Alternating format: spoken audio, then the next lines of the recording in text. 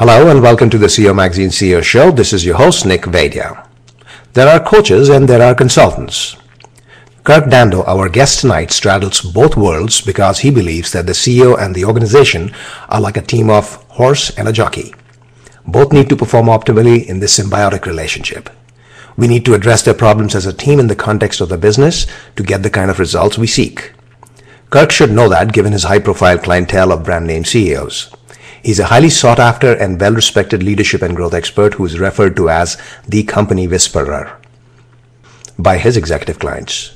Among his achievements, Kirk has helped scale and sell a billion-dollar company, has worked with more than 5,000 executives in over 2 decades, including 8 EY Entrepreneurs of the Year, and several Best CEO winners, helping them overcome business pitfalls to unlock explosive growth. Kirk has a stunning track record of causing breakthrough growth for companies that face problems stemming from their own success. Audiences relate to his real-world stories and high-energy, no-nonsense style as he demonstrates how CEOs and leaders can predict problems before they show up in the results. Coaches like him are a rare breed. He combines the raw emotions felt by leaders with the real-world actions needed to achieve and sustain success. Forget complicated theories and bogus acronyms. Kirk gets to the heart of the matter to help leaders create real change in the lives of their employees, shareholders, and themselves. So folks, here is Kirk sharing his insights on how to be a better coach and how to better engage with a coach. Kirk, welcome to the CEO Show. I really appreciate you taking out the time. Thank you, Nick. I'm excited to be here and talk with you. And you come highly recommended. I mean, some of the most revered CEOs have recommended you, and I really wanted to get a sense of who you are, what do you do, how do you do it, and for the sake of my audience, which many of them are, coaches and wanting to be coaches, and also CEOs who want to choose executive coaches or business coaches to help them grow. Oftentimes, there is such a diversity of the supply, which includes executive coach, business coach, entrepreneur coach, consultants, that it's hard to see really what a person needs and how should they go about choosing that. So from your perspective, I wanted to get a sense of, where do you come from, first of all, and how you got into executive coaching?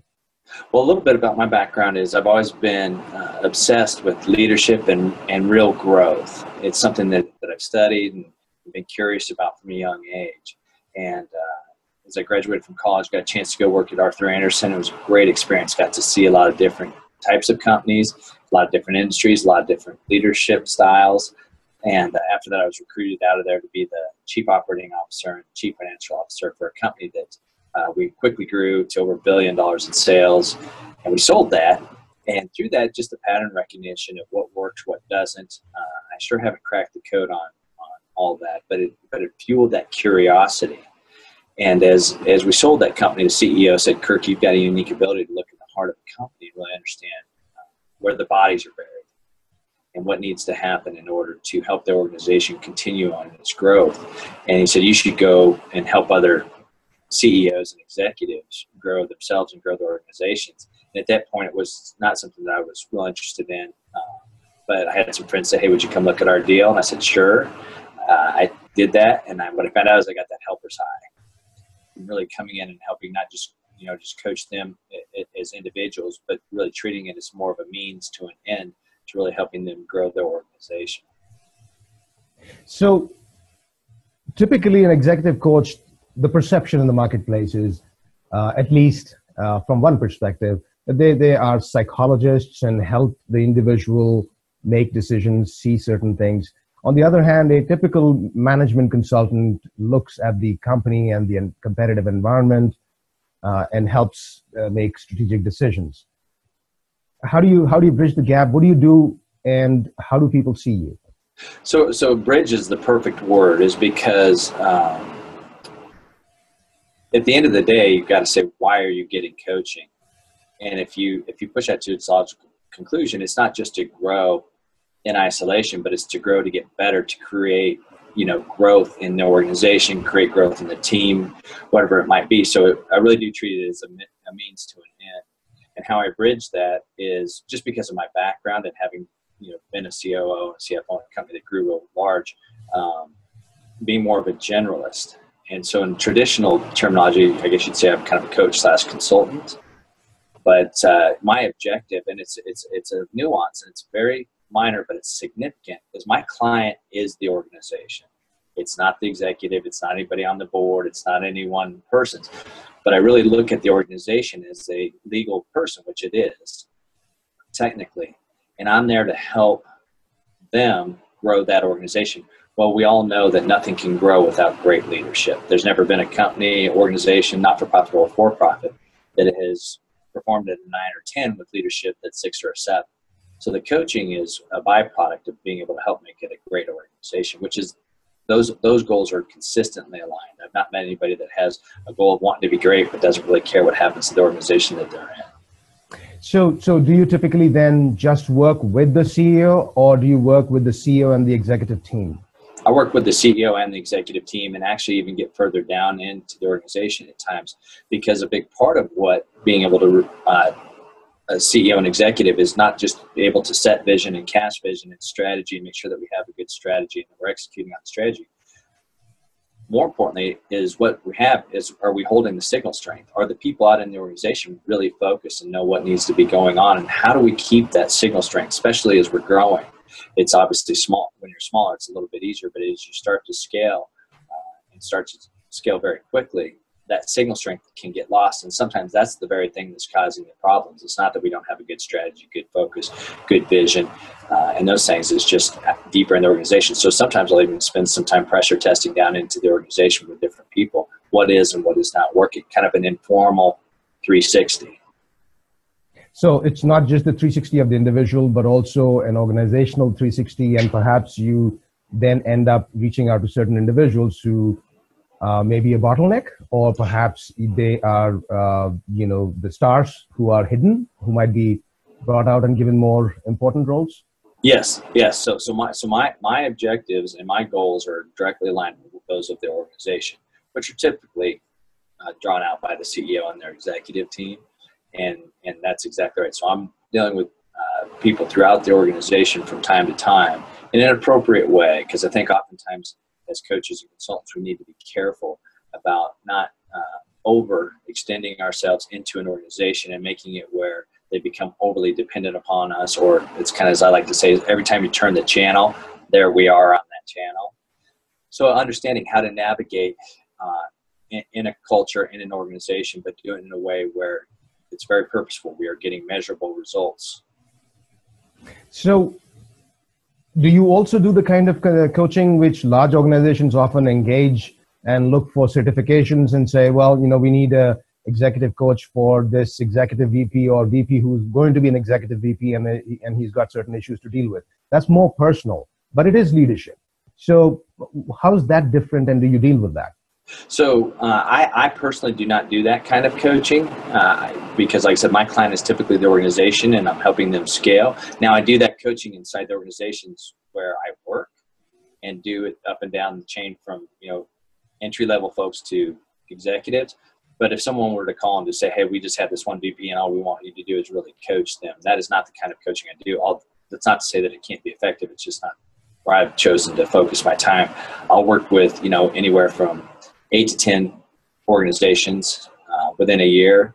And one of the things that I do is going back to the goals, I tell them that, listen, if I'm not getting results, you don't have to pay me. And it's not a sales tactic. It's just the reality of it is when we were growing our organization to $1 billion, I had a lot of coaches and consultants that really did a good job. But at the end of the day, a lot of times they didn't meet what they said they were going to do. And they weren't willing to kind of stand behind that. And I thought, if I ever did this, if I ever coached somebody who did that, I would tell them that if I can't get the results that I'm promising and that we're agreeing upon, then I either haven't listened or I can't do what I told you I can do. Either way, you should have to be compensated or compensate me for that. And so I think that's probably what keeps me out of just the individual coaching and really helping organizations and then going deep in those organizations. That's very interesting. So if that's your promise, then your coaching engagements are probably at least 6 months to a year long. Yes, they are. And what I tell people is it's 30 days at a time. I tell them that any time they're not getting value, then we can stop. And the reason for that, once again, is I want to be highly accountable. That really makes me have to lean in to be a great listener, to really understand the dynamics of what's going on with the individual and how it's playing out in the organization. And so it's, yes, they extend, 6 months to years. Oftentimes they'll extend beyond that, but really I tell them it's 30 days at a time. And that goes back again to my days. If I just wanted someone that was willing to come in and be very, very accountable to getting the results that they promised. That's very interesting. That's very interesting. So if that's the case, do you go outbound in your practice to sell your engagements, or are you purely word of mouth? I've been very, very lucky in that regard of purely word of mouth. Purely word of mouth. Yeah. And once again, when I very first started this, that was a goal, not because I just wanted word of mouth and it's easier than having to get out and sell. To me, it was an indicator. It was a reflection of, if I'm good, then people will share that. And if I'm not, then I probably should be stopped and people shouldn't be sharing my name. Interesting. So, and that's a perfect way of doing it, because from a consulting perspective, you're establishing your ground rules up front, and this is an easier sell, and you don't really have to sell as such. Yeah, I mean, what you've got to do is you've really got to get great results and be very in tune with what's going on. So now that you're seeing great results, I want to start a little bit of a focus on what exactly is the arena that you operate under, and do you have a methodology? I understand that you have written a book.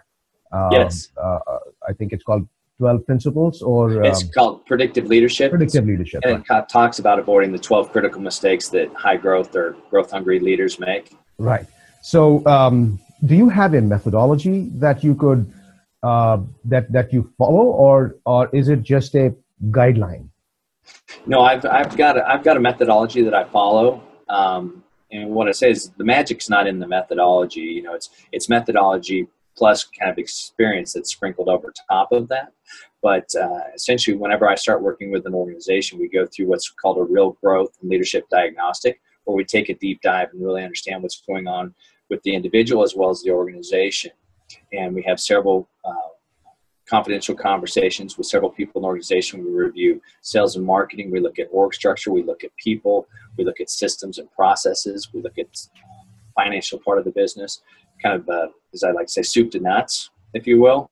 And what I do is I prepare myself to sit down with the CEO for 2 days and let them see the company through my eyes. Let them see their leadership as well as see the company and what's going on, and identify what, if any, higher level issues. Usually there's 2 or 3 things that are standing in the way of them meeting their goals. It's not just generally, are you a good business, but specifically, for example, if you wanted to go public in 6 to 9 months versus you just wanted a company that's going to grow moderately at 5% for the next 15 years, and then you're going to hand it off to a family member. Those are going to present 2 different issues. So what we do is we go through that 2 days and identify what are the higher level issues. So at the end of those 2 days, they say, either we change our goals or we work on these ideas and solutions that we've discussed, but it's got to be really clear. So it's not like, well, these are some good ideas and I've kind of heard these, but it's got to be very stark contrast. If we're going to do our goals, then we have to work on these ideas. And it's a very experiential 2 days, and really allows them to want to build the rapport and the trust with me and see, am I a good thinker? Do I really understand the issues? Do I have good, ideas and solutions to solve those things? After that, then we architect a customized way of how we're going to go forward in a coaching relationship. Now, oftentimes in organizations, the problem is that the strategy and the marketing is not aligned, or perhaps they haven't differentiated themselves adequately and are in a competitive space. That's a very challenging place to be, and you don't have a clear-cut answer. There are methods as to how you might want to creatively reposition the product, the services, the company, and go for a growth curve. But, that requires a whole lot of follow through. Yes, it does. What's your experience with that? I'm sorry, say that again. What's your experience with companies like that, where, they're plateaued and they need a different way of projecting themselves, and not just operational inefficiencies, but more importantly, lack of creative definition? Oftentimes what I find is, and it's very interesting, it's very, very subtle, is we tend to attack that we don't have the great idea. And what I've consistently found over 20 years working with over 6,000 different, leaders in their companies is it's very rare that there's not the great idea. What I find is that they're not spending the time to do justice to the great idea. And they don't have a good cadence on how do we go about meeting? How do we go about vetting that idea? How do we go about creating a good roadmap and accountability to that roadmap? On a rare occasion, it's because we've got a wrong person on the team that doesn't have absolute clarity. And that's when it becomes really difficult as a leader. That's why I say it's lonely at the top, because people issues are tough. And sometimes we'd rather attack that we don't have a good creative idea instead of dealing with the issue that maybe we don't have the person or team that's supposed to be doing that, which can be very emotional and once again cause us to kind of cycle. That's where having that objectivity, that's where having a coach, somebody that can kind of help come shine the light. Now, in the rare instance when there's not a great idea, there's so many ways and methodologies to really vet and come up with how to address a market, how to see what the total accessible market is, and how to attack that from a very strategic standpoint. Although that sounds difficult, I found that to be easier than some of the other issues. Either people are not having a good structure on how we're going about developing strategy and then executing on it. Yeah, the execution part is where bulk of the problems are. Fundamentally your strategy is flawed if you haven't taken execution into account. That's very well said. So I think that needs to be there. So Kirk, if you were to say to people who want to be coaches, or if you were to look at these two separate issues where you coach an individual versus coach an organization, where do you think the industry is heading, and where are the demands right now and the future likely to be?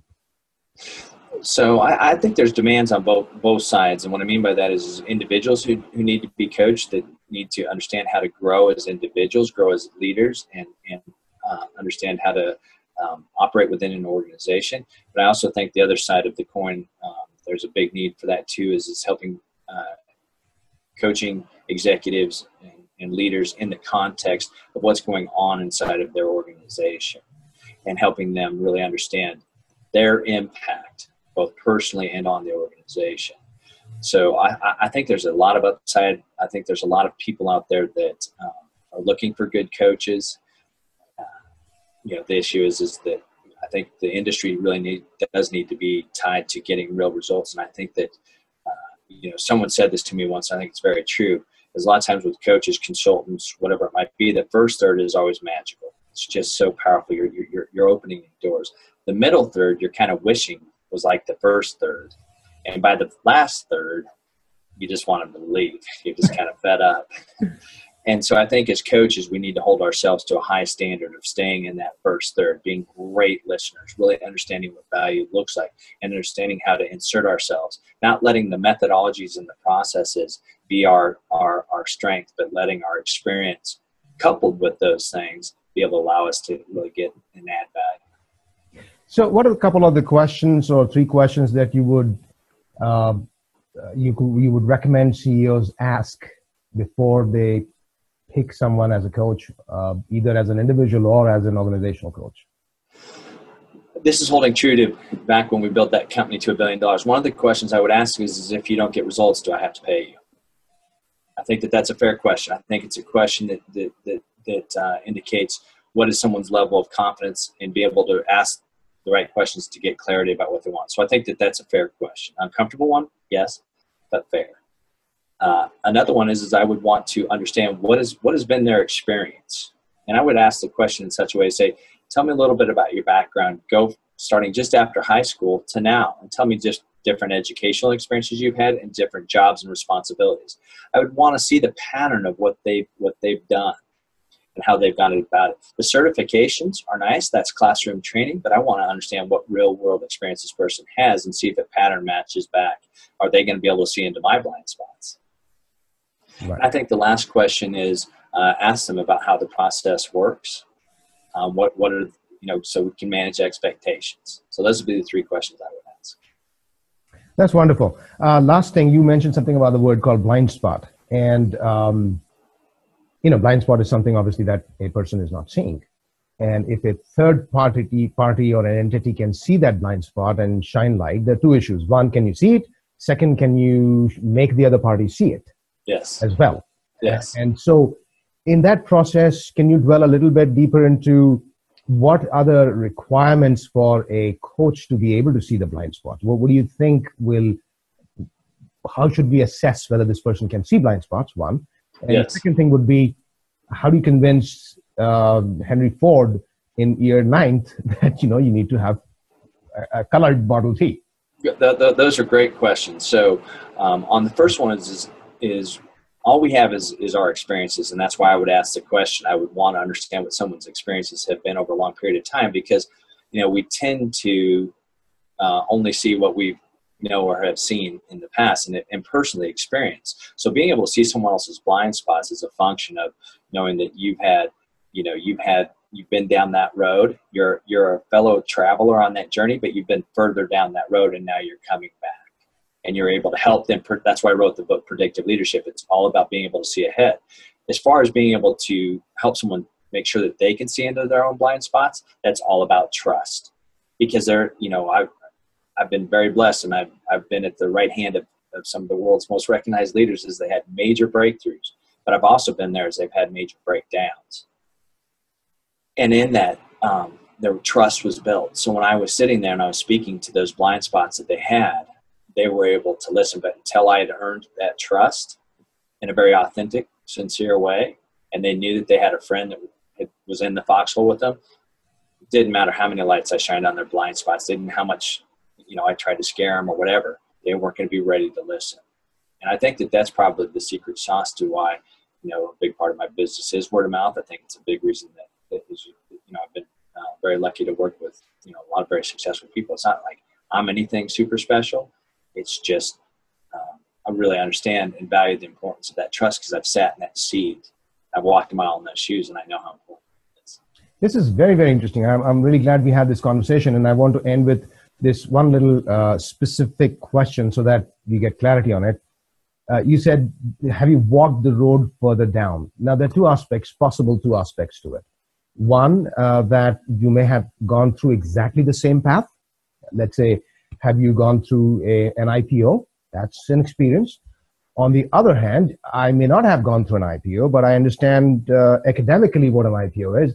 But at the same time, I've gone through other difficult, challenging situations in my life, right? Yes. What do you say to what's more important? So you are asking great questions. So I would say it's more important that you've got a good general experience in walking that. What I find is if I meet with somebody, to use your example, that needs expertise in going through an IPO, which I've been through and helped people go through. But let's say I haven't.